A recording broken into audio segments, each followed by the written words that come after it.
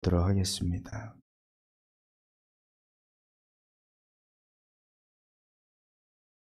데살로니가 전서 5장 16절로 17절 말씀입니다. 제가 봉독해 드리겠습니다. 항상 기뻐하라. 쉬지 말고 기도하라.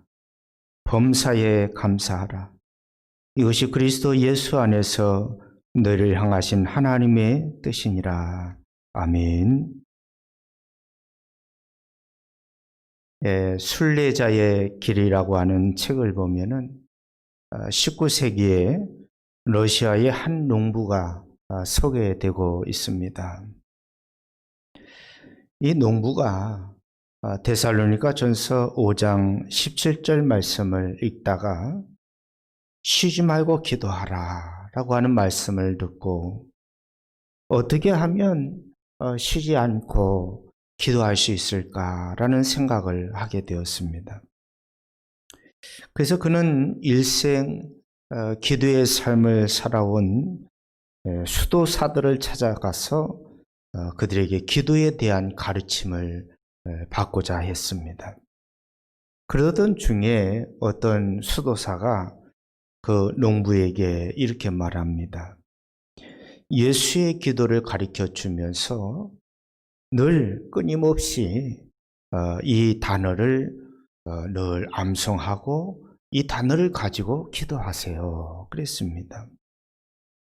예수의 기도라고 하는 것은 그렇게 긴 문장의 기도가 아니고 아주 한 문장의 짧은 기도입니다. 주 예수 그리스도여 저를 불쌍히 여겨 주옵소서. 주 예수 그리스도여 저를 불쌍히 여겨 주옵소서. 요 짤막한 요 기도의 요 내용을 가지고 늘 1000번이고 10,000번이고 하루에 수없이 요 기도만 계속해서 반복해서 하십시오. 그렇게 이야기해 주었습니다. 그래서 이 농부는 수도사가 가르쳐 준 대로 예수의 기도를 드리는 가운데에 그의 호흡과 또 맥박이 하나가 됩니다. 그래서 숨을 깊게 들이쉬면서 주 예수 그리스도여, 또 숨을 길게 내쉬면서 저를 불쌍히 여겨 주옵소서. 그렇게 그는 기도했습니다. 그런 가운데 그는 배낭에다가 성경책과 또 약간의 빵과 또 소금을 넣어가지고 러시아 전역을 여행하면서 끊임없이 이 예수의 기도를 가지고 기도의 삶을 이어왔다라고 이야기합니다. 사랑하는 성도 여러분, 기독교 역사에 있어서 예수의 기도는 누가복음 18장에 나오는 세리의 기도에서부터 출발을 했습니다. 바리새인과 세리가 성전에 올라가서 기도합니다. 바리새인은 하나님 앞에 기도하기를 저는 일생을 살아오면서 다른 사람의 돈을 갈취하거나 다른 사람의 물건을 빼앗은 적이 없습니다. 저는 일생을 살아오면서 늘 경건하고 거룩한 삶을 살아가려고 늘 애써왔습니다. 뿐만 아니라 일주일에 2번씩 금식하고 또 하나님 앞에 11조 드리기를 또 구별해서 하나님 앞에 예물을 드려왔습니다. 바리새인의 기도는 그러한 기도였습니다.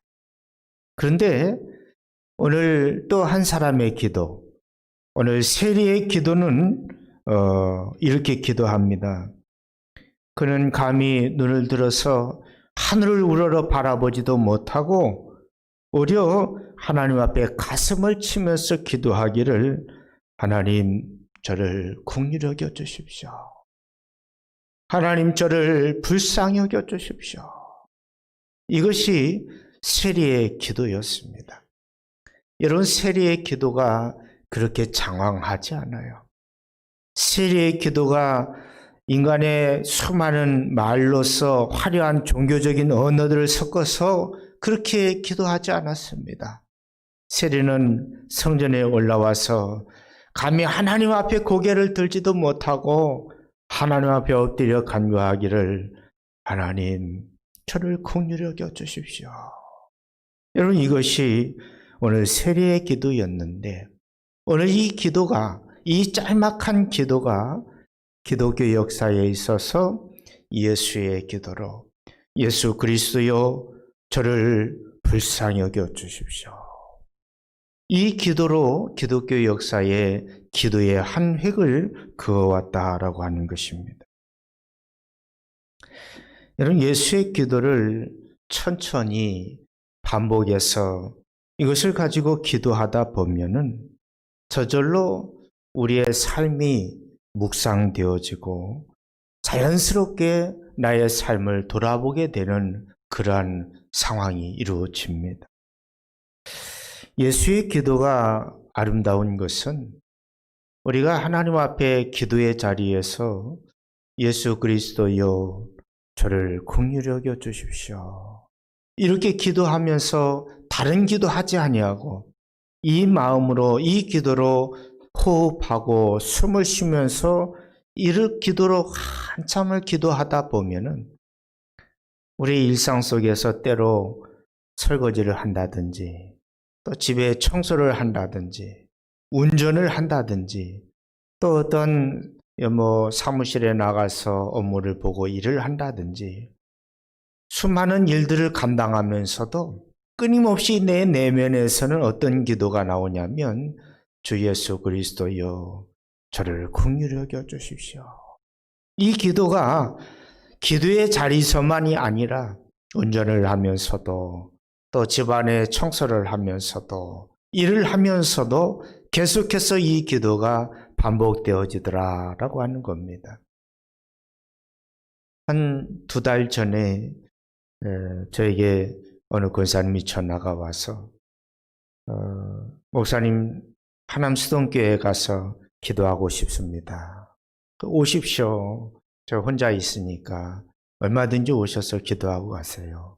그때 와서 하시는 말씀이, 목사님, 하남 수동교회에서는 말씀에서 샘솟는 기도를 가르쳐 준다고 그러는데, 목사님 어떻게 기도하는지 저에게 기도를 좀 가르쳐 주세요.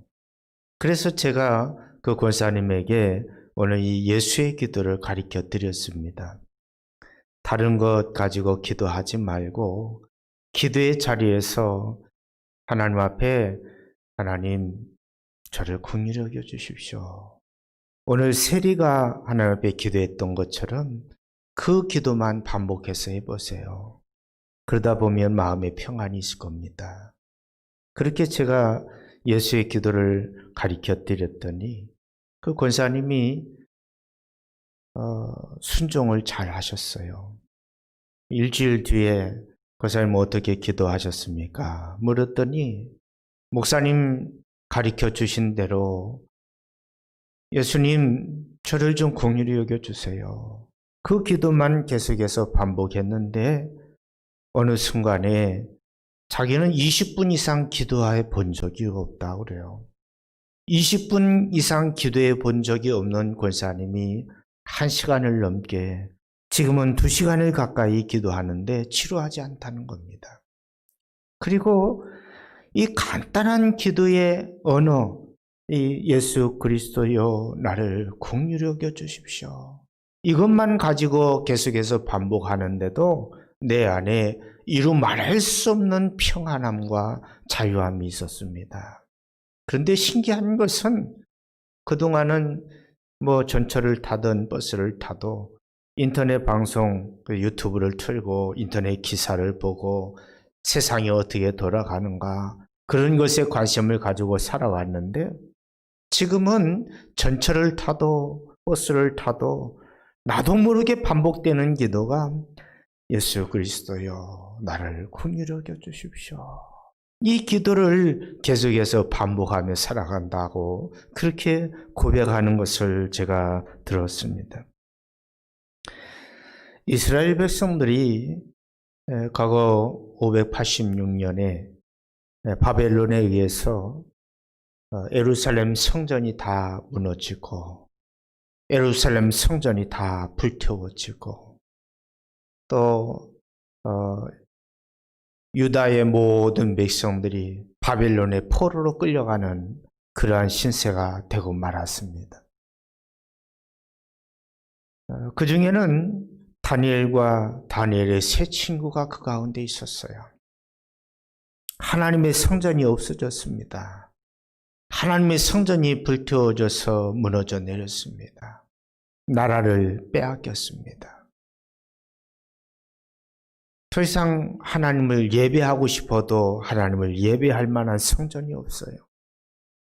더 이상 하나님께 나가 기도하고 싶어도 기도할 데가 없는 거예요. 그래서 다니엘과 이 세 친구들은 자기의 고향 예루살렘을 향하여서 또 예루살렘 성전이 있는 곳을 향하여서 하루에 3번씩 하나님 앞에 기도하는 시간을 갖기 시작을 합니다. 여러분, 그런데 이 바벨론의 다니엘과 또 다니엘 세 친구를 시기하고 질투하는 사람들이 있었습니다. 그래서 다니엘이 어떤 흠집을 좀 잡아내려고 해도 그의 잘못이 보이질 않는 거예요. 그런데 다니엘에게 있어서 유일한 습관이 있는데 하루에 3번 여지없이 그 시간이 되면은 기도하더라는 거예요. 그래서 그것을 가지고 다니엘을 무너뜨리고 다니엘을 끌어내리려고 사람들이 계략을 세워요. 그래서 왕의 명령으로 바벨론의 왕 외에 그 어떤 신에게도 기도하지 마라. 그런 명령을 내립니다. 그런데 다니엘은 그 왕의 명령을 알고 있었습니다. 왕의 명령을 어기는 자는 사자굴에 집어넣겠다라는 거예요. 그럼에도 불구하고 다니엘은 하나님 앞에 하나님의 성전을 향해서 하루 3번씩 기도하는 일을 쉬지 않아요. 사람들이 보든 사람들이 보지 않든 하나님 앞에 정한 그 시간 여지없이 그는 기도의 자리로 나아갑니다. 사랑하는 성도 여러분, 오늘 우리는 코로나19의 시대를 맞이해서 하나님 성전에 나와서 예배하지 못하는 그런 상황이 됐습니다. 또 그동안 일생 성전에 나가서 기도하고 또 성전을 중심으로 해서 신앙생활을 감당해왔던 성도들의 일상이 무너져 내리고 말았습니다. 기도할 데가 없어요. 성전 문이 다 닫혀 있습니다. 많은 분들이 6개월 넘게 기도생활 제대로 하지 못하고 신앙생활 제대로 하지 못하는 그런 상황에서 성도들의 신앙이 무너져 내리지 않을지 우려하는 목사들이 많이 있습니다. 여러분, 그러나 오늘 다니엘을 생각해 보십시오. 하나님의 성전이 무너져 내렸음에도 불구하고 성전이 없지만은 나라를 잃어버렸지만 여지없이 그는 하루에 3번 예루살렘 성전을 향해서 기도하는 삶을 이어가는 것을 우리는 보게 됩니다. 여러분, 이것은 다니엘을 비롯한 바벨론 포로기를 살아가는 이스라엘 백성들 뿐만 아니라 예수님의 제자들 역시도 하루에 3번씩 기도하는 삶을 이어왔던 것을 우리는 성경을 통해서 확인해 볼 수가 있습니다. 사도행전 3장에 보면은 베드로와 요한이 제9시 기도 시간입니다. 유대인들에게 있어서는 9시 기도 시간이에요. 기도 시간에 그들은 성전에 올라갔습니다. 성전에 올라가는 길에 그들이 만난 사람은 성전 미문에 앉아서 구걸하는 안준뱅이를 만나게 되는 거예요. 그러면서 그에게 말하기를, 그 안준뱅이가 구걸하는 게 뭐를 구걸하겠어요? 하루 내 밥을 못 먹었으니, 하루 식사할 수 있도록 좀 도와달라는 거죠. 근데 베드로와 요한이 뭐라고 얘기합니까? 내가 너에게 줄 돈은 없다. 그러나 내게 있는 것 가지고 내게 주기를 원하는데 내게 있는 예수 그리스도의 이름으로 일어나 걸어라. 이 말 한마디에 안진뱅이가 그곳에서 일어나 하나님을 찬양하는 모습을 보게 됩니다. 여러분, 그때가 어느 때였냐면 기도하는 시간이었다라는 거예요.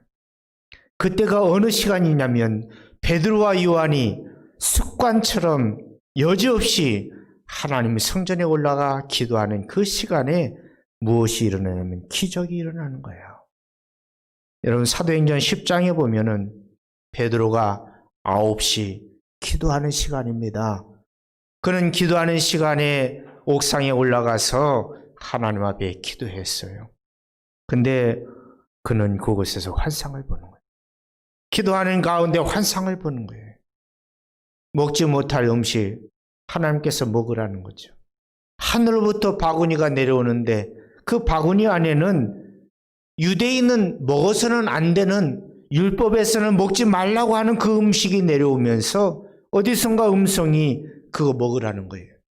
먹으라는 거예요.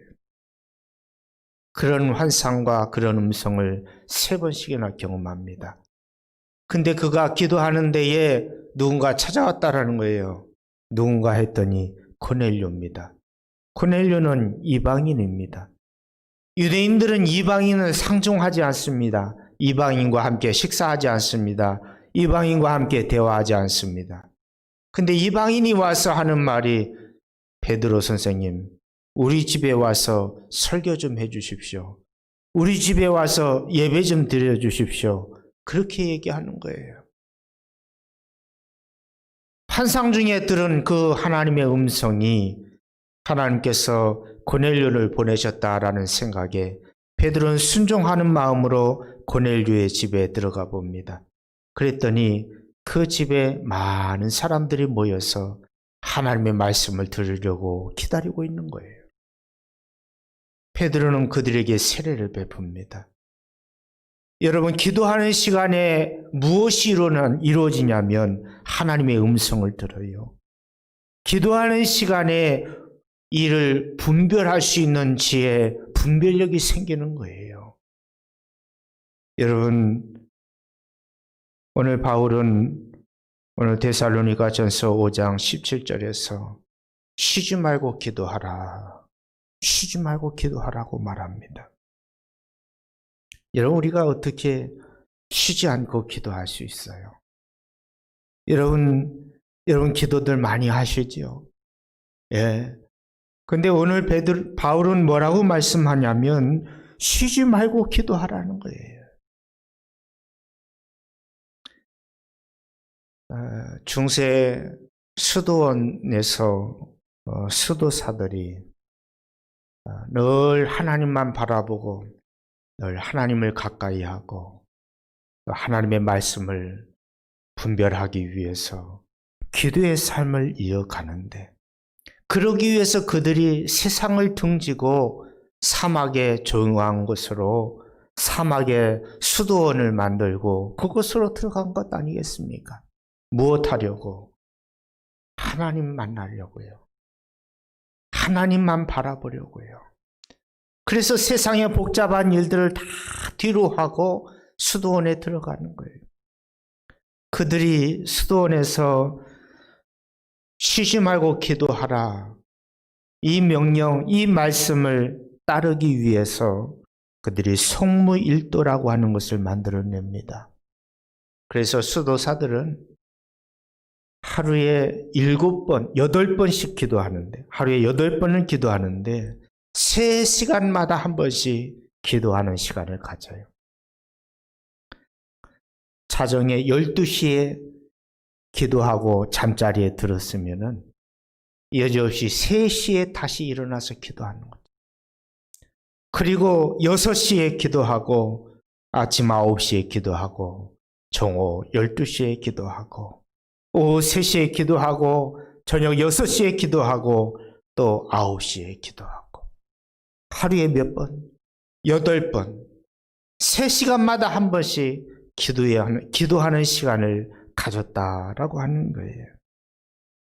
여러분, 그런데 우리 성도들이 일상생활을 하면서 가정생활을 하고 또 사업에서, 직장에서, 일터에서 그렇게 분주하게 뛰고 달려야 되는데 어떻게 이렇게 매일 하루에 8번씩 이렇게 기도할 수 없잖아요. 그래서 성도들이 일상 속에서 어떻게 기도하면 좋을까? 그래서 종교개혁자들이 성도들에게 기도를 훈련시키고 또 기도하는 시간을 갖도록 하기 위해서 기도에 대한 가르침을 줍니다. 여러분, 칼빈은 성도들에게 이야기하기를 아침에 일어나자마자 하루 일과를 시작하기 전에 하나님 앞에 기도하세요. 여러분, 그래서 우리가 그동안 기도해왔던 기도의 습관, 신앙생활, 경건생활의 습관들이 과연 어디서부터 출발했느냐?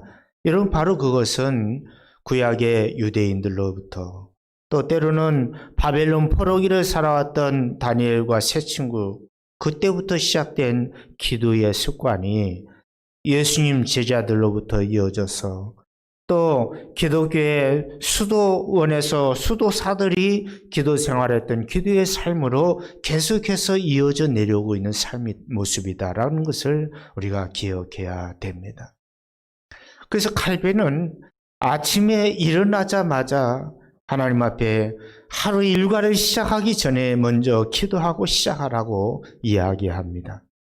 또 기도의 시간은 식사를 하기 전에.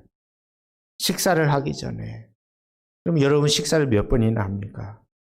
식사를 하루에 3번 하시지 않아요? 아침, 점심, 저녁. 식사를 하기 전에 기도를 하고 식사하고 식사가 끝난 다음에 또 기도하고 마무리하라고 말해요. 또 언제 기도하느냐? 잠자리에 들기 전에 기도하라. 그렇게 말합니다. 하루 일과를 마무리하면서 기도하라는 거죠. 여러분, 바울은 오늘 본문에서 쉬지 말고 기도하라고 말합니다. 기도한다라고 하는 것은 어떻게 생각하면 고된 노동과 같다라는 생각을 해봅니다. 여러분, 기도가 쉽지 않죠. 예. 여러분, 제가 우리 하나님 수동교회 성도님들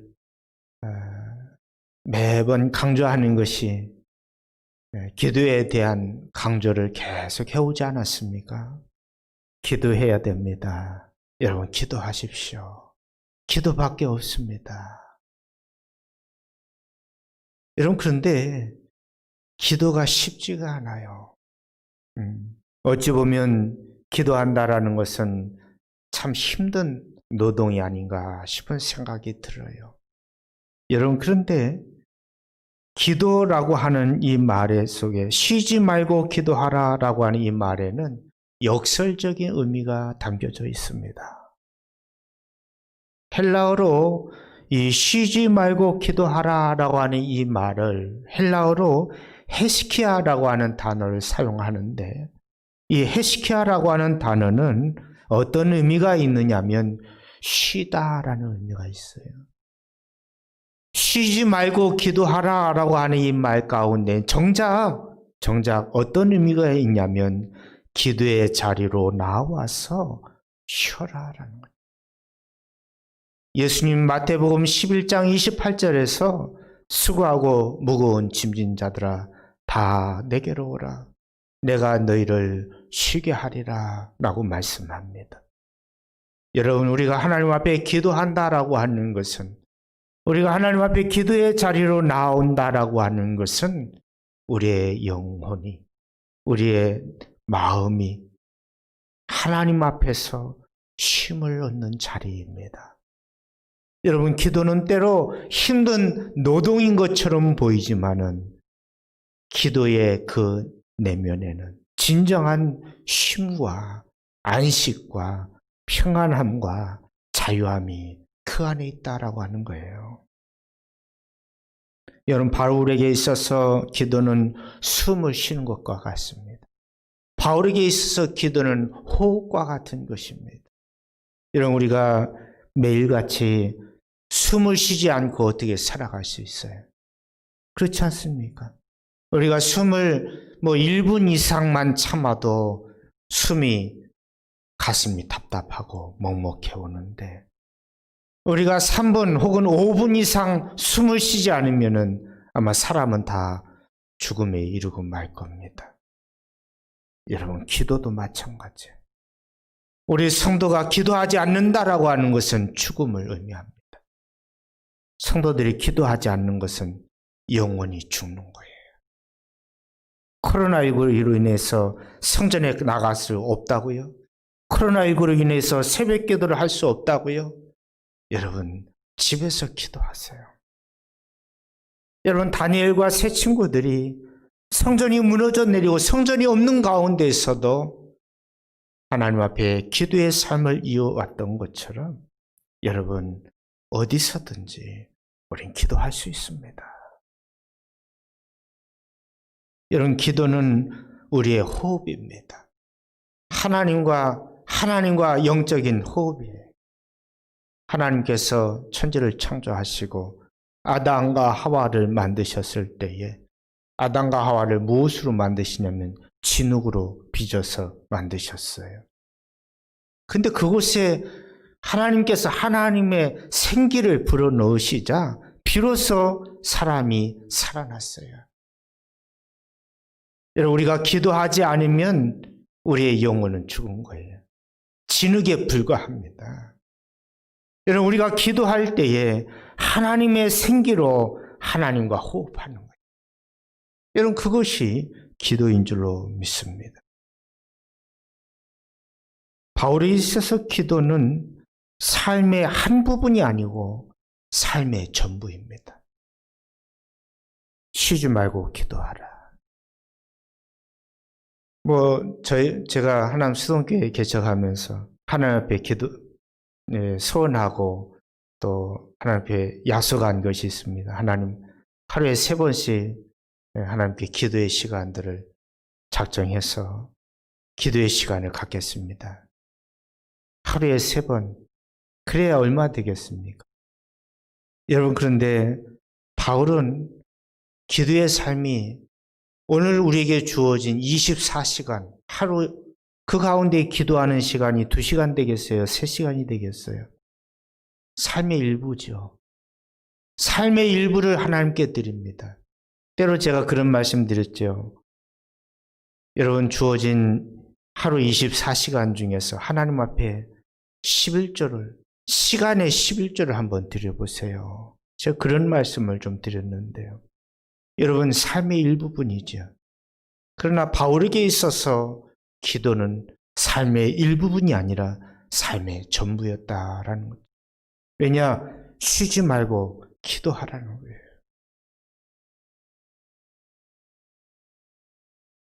눈을 감고 조용히 침묵하면서 기도하다 보면은 수많은 생각이 떠오르는 것을 경험해요. 그 생각 속에서는 때로 악한 생각이 있어요. 또 나를 힘들게 하고 나를 어렵게 한 사람들에 대한 때로는 저주를 퍼붓기도 하고 때로는 미운 마음이 들기도 하고 그러면서 마음속으로 죄를 지어요. 때로는 악한 생각이 틈타기도 합니다. 때로는 교만한 마음이 이 안에서 싹틀 때도 있어요. 어떤 때는 슬픈 감정이 몰려오기도 하고 어떤 때는 고독이 몰려오기도 하고 어떤 때는 두려움에 사로잡히기도 합니다.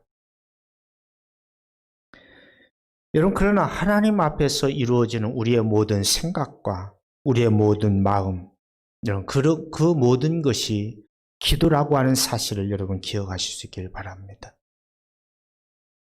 하나님 앞에 서서 기도의 자리에서 일어나는 모든 마음의 생각들, 그 모든 것이 기도예요. 기도.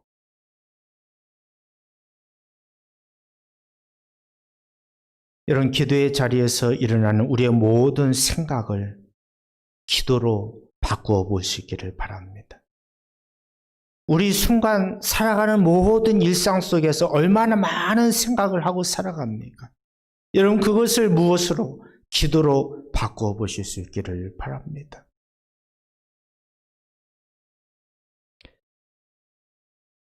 혼자서 생각하고 고민하는 데서 그치지 말고 그것을 하나님께 가지고 나가면, 하나님 앞에서 내 마음, 내 생각을 열어드리면 여러분, 그것이 기도인 줄로 믿습니다.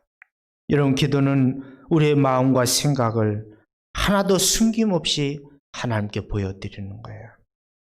하나님 우리의 삶을 다 보십니다. 우리의 말과 우리의 행동, 우리의 생각, 우리의 마음을 다 아십니다. 여러분, 가지고 있는 불안함이 있습니까? 염려가 있습니까? 초조함이 있습니까? 여러분, 근심, 걱정이 있습니까? 그 모든 것들을 하나님 앞에 내어놓으세요. 그 모든 것을 가지고 하나님 앞으로 가지고 나아가세요. 여러분, 그것이 기도죠. 혼자 독백으로 혼자 앉아서 걱정하고 근심한다고 그것이 해결되지 않습니다. 여러분, 그러나 그것을 기도의 자리로 가지고 나가면 놀라운 변화의 역사가 일어납니다. 놀라운 기적의 역사가 일어납니다. 사람들은 기도를 일컬어서 지적인 활동으로 생각하고 있어요. 그래서 우리는 기도할 때 끊임없이 머리를 회전시켜야 돼요. 그래서 기도의 언어들을 생각해내고 기도의 언어들을 만들어냅니다. 여러분, 그러나 예수의 기도는 필요를 구하지 않아요. 우리는 하나님 앞에 기도할 때 하나님 건강 주세요. 하나님 물질 주세요. 하나님 자녀들 축복해 주세요. 하나님 사업에 직장에 기름 부어 주세요. 우리는 그렇게 늘 하나님 앞에 간구하는 기도를 하죠. 그러나 예수의 기도, 오늘 누가복음 18장에 나오는 이 세례의 기도는 간구하지 않아요. 다만 하나님 앞에서 하나님, 저를 긍휼히 여겨 주세요. 하나님, 저를 긍휼히 여겨 주세요. 이것을 우리는 기독교 역사에 있어서 예수의 기도로 이어져 내려왔는데, 예수님, 저를 긍휼히 여겨 주세요. 이것이 예수의 기도예요. 여러분, 예수의 기도는 우리의 필요를 구하는 기도가 아니에요. 다만 예수님 바라보고 하나님 바라보고 하나님 임재 안에 거하기 위한 기도의 자리였어요. 여러분, 예수님의 기도를 생각해 보면 예수님은 단 한 번도 필요를 구하지 않았어요. 예수님 이 땅을 살아가면서 예수님 하나님 앞에서 하나님 먹을 것을 구하지 않았어요. 입을 것, 물질을 구하지 않았어요. 그런데 예수님은 늘 기도의 삶을 이어가셨습니다. 바쁘고 분주한 삶 가운데서도 예수님께서는 기도의 삶을 이어가십니다. 때로 예수님은 기도의 동산에서 밤을 새도록 기도하시고 새벽녘에 기도하시고 사람들과 동떨어져서 한적한 곳에 가셔서 예수님 기도하는 삶을 이어가시는데, 예수님 기도하실 때마다 예수님 인생에서 실패와 좌절로 인해서 낙심해서 그래서 하나님 앞에 하나님의 도우심을 구하며 예수님 기도하지 않았어요. 예수님의 기도는 언제나 하나님을 구하는 기도예요. 하나님과 친밀한 관계를 위한 기도. 여러분, 그런데 우리의 기도는 어떻습니까? 오늘 우리의 기도는 늘 무엇인가를 구하지 않으면 기도가 안 돼요. 늘 하나님 앞에 무엇인가를 달라고 하지 않으면 기도가 안 돼요. 예수님은 그렇게 기도하지 않았다는 겁니다. 그런데도 불구하고 하나님께서 그 필요를 채우시고 공급해 주시고 하나님께서 갚아주시고 하나님께서 일하시고 역사하셨다라는 거예요. 여러분, 예수의 기도는 우리의 필요를 구하는 기도는 아닙니다. 예수의 기도는 우리가 하나님의 임재 앞에 머물러 있는 기도예요. 하나님의 사랑을 간구하는 기도예요.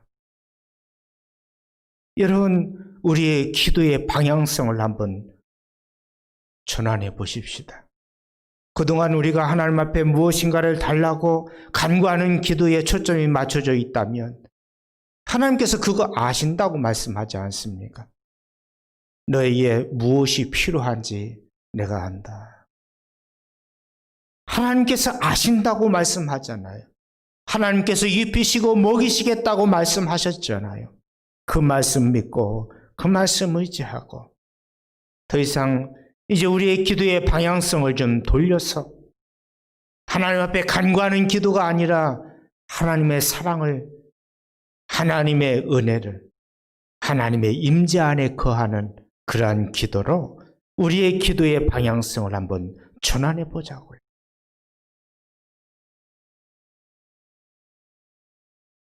예수님 사역이 우리는 대부분 낮에 일하고 밤에 쉽니다. 그렇잖아요. 근데 예수님은 주로 예수님의 사역은 낮에 이루어진 게 아니라 예수님의 사역은 주로 밤에 이루어집니다. 예수님의 사역은 밤에 하루 일상을 온갖 수고, 수많은 사역으로 인하여 몸과 마음이 지쳐 있죠. 그 밤이 되면 쉬어야 됩니다. 저녁이 되면 안식을 취해야 됩니다. 여러분, 그러나 예수님에게 있어서 밤이라고 하는 시간은 쉼의 시간이 아니에요. 안식을 얻는 시간이 아니에요. 오히려 새로운 내일을 준비하는 시간이 예수님께서 맞이하시는 밤, 저녁의 시간, 기도의 자리였다라는 겁니다. 마틴 루터의 이발사가 있었습니다. 마틴 루터의 머리를 잘라주고 또 때로는 수염을 다듬어주는 이발사가 있었습니다. 그는 믿음을 가지고 있었고 또 신앙생활을 하고 있었지만 인격적으로 많은 흠이 있는 사람이었어요. 어느 날 가족과 함께 식사를 하는데 딸네 가족들이 이 이발사의 집에 찾아왔습니다. 그래서 딸네 식구들과 함께 딸과 사위와 함께 식사를 하고 또 술을 한잔 한 것 같아요. 근데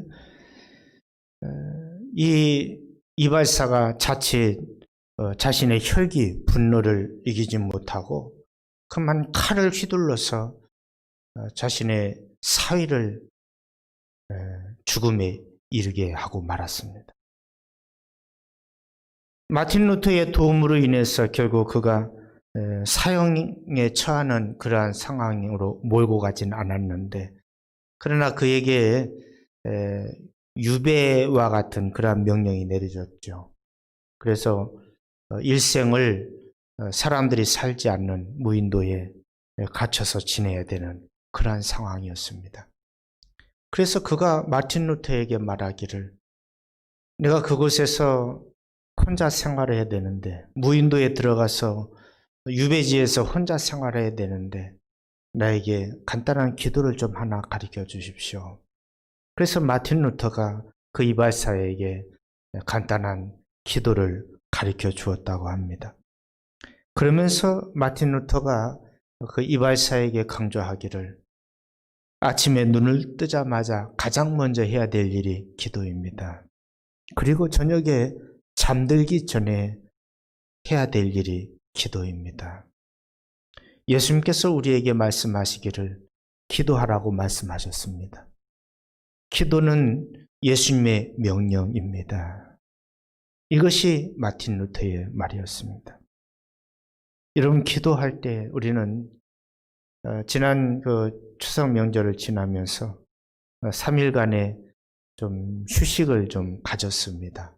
그러면서 성도들에게도 말씀 묵상하는 시간들을 자유롭게 하시라고 했는데 저 역시 좀 쉼을 얻기 위해서 그랬습니다. 여러분, 그런데 오늘 말씀을 준비하면서 그런 말씀을 하는 거죠. 우리의 기도 생활, 우리의 신앙 생활이 감정에 치우쳐서는 안 된다는 거예요. 때로 우리가 기도 생활이 감정에 치우치면 기분 좋을 때는 우리가 기도 많이 하지요. 또 때로 우리가 신앙적으로 믿음이 충만하고 성령 충만하면 기도 30분 하던 것이 1시간, 2시간으로 기도의 분량이 늘어났지요. 여러분, 그것은 감정에 치우친 기도예요. 여러분, 그러나 기도는 감정에 치우친 기도가 되어서는 안 된다고 말합니다. 여러분, 기도는 우리 마음이 즐거울 때나 또 우리 마음이 좀 어려울 때나 좋든 싫든지 간에 예수님께서 우리에게 기도하라 명령하셨어요. 이런 그 기도, 예수님께서 명령하신 기도의 명령은 감정에 따라서 기도하고 기도 안 하고 선택할 일이 없습니다. 좋든지 싫든지 우리는 기도해야 된다는 거죠. 이것이 그리스도인들의 순명이자 그리스도인의 사명입니다. 21세기에 위대한 그 영성가 헨리 나우엔이 있습니다. 저는 이 헨리 나우엔을 너무 좋아하고 또 존경합니다. 이 나우엔이 자신의 그 일생에 있어서 자기에게 가장 많은 영향을 준 사람 중에 한 사람을 꼽으라고 한다면 캘커타의 테라사 수녀를 손을 꼽습니다. 이 나우엔은 카톨릭 신부입니다. 카톨릭 신부인데 한국 교회에 상처 입은 치유자라고 하는 책으로 번역이 되어져서 나우엔이 소개되어졌는데 이 나우엔의 수많은 책이 다 기도에 대한 책이에요. 그러면서 우리 성도들에게 기도에 대한 많은 교훈들을, 기도에 대한 많은 경험들을 우리에게 전해주고 있습니다. 근데 그가 캘커타의 테라사 수녀를 만날 기회가 생겼습니다. 그래서 그 멀리서만 이 테라사에 대한 이야기를 들었지 가까이에서 테라사를 만나서 영적인 지도를 받는다든지 또 그의 기도에 대한 어떠한 경험을 이야기 듣는 것은 전혀 없었어요. 그런 가운데에 이 나우엔이 테라사를 만나서 자기가 목회하면서 기도 생활하면서 가지고 있었던 여러 가지 문제점들을 좀 상담하고 의논을 해야 되겠다라는 생각이 들었어요. 그래서 테라사 수녀를 만나자마자 한 10분 넘게 자기 얘기를 다 늘어놨습니다. 자기가 가지고 있었던 수많은 문제들, 수많은 근심, 걱정, 마음에 있는 여러 가지 복잡한 문제들을 테라사 수녀에게 상담을 받고 조언을 듣기 위해서 이야기를 했어요. 근데 테레사 수녀가 이 나우엔에게 의외로 동문서답을 하듯 이야기를 하는 것에 이 나우엔이 실망을 금하지 못했다라고 이야기합니다. 테레사가 뭐라고 얘기하냐면 하루에 1시간씩 주님을 사모하는 마음으로 기도하세요. 나우엔이 10분을 넘게 자기의 고민, 자기의 문제들을 해결하기 위해서 그래도 좀 이 기도를 오랫동안 기도를 많이 하신 분이니까 자기 인생의 이 문제들의 해결점, 여러 가지 조언이 될 만한 이야기들을 해줄 수 있으리라라는 기대를 가지고 갔는데 테레사의 입에서 나온 말 한마디는 하루에 1시간씩 주님을 사모하는 마음으로 기도하세요. 그 말 한마디였다. 실망한 마음이 가득해서 뒤돌아섰는데 뒤돌아서서 발길을 옮기는 가운데에 이 나우엔의 머리에 한 줄기 번개가 치는 것 같은 그러한 경험을 했다라고 그의 책에서 기록합니다. 누구의 말이 이 테레사 수녀의 말 한마디가 하루 1시간씩 주님을 사모하는 마음으로 기도하세요.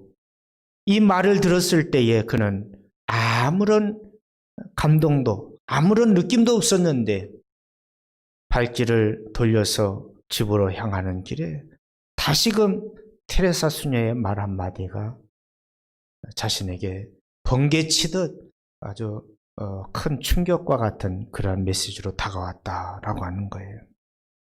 그러면서 그는 이렇게 얘기하는 거죠. 그는 그동안 하나님 앞에 기도하기를 늘 자기의 삶의 자리에서 불평하며 기도했다는 거죠. 자기의 인생을, 자기의 삶의 문제, 이런 문제들을 가지고 하나님 앞에 기도했는데 테레사는 뭐라고 얘기하냐면 그런 것 가지고 기도하지 말고 주님 사모하는 마음으로 그냥 기도의 자리에 앉아 있으십시오. 이것이 테레사의 조언이었던 거예요. 여러분, 저와 여러분 무엇을 구합니까? 우리는 너무 많은 것을 하나님께 구하고 있지는 않습니까? 여러분, 그러나 오늘 말씀을 통해서 하나님께서 우리에게 주시는 말씀은 다른 거 구하지 말고 하나님 사랑 안에 거하라. 여러분, 그것이 기도의 자리예요. 다른 거 구하지 말고 하나님의 은혜 안에 거하라.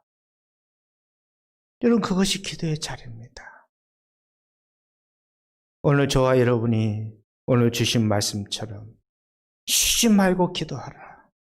쉬지 말고 기도하라. 기독교 역사에 있어서 많은 성도들이 이 말씀에 순종하기 위하여 이 말씀 한 구절을 따르기 위하여 얼마나 많은 수고와 애를 써왔는지 몰라요.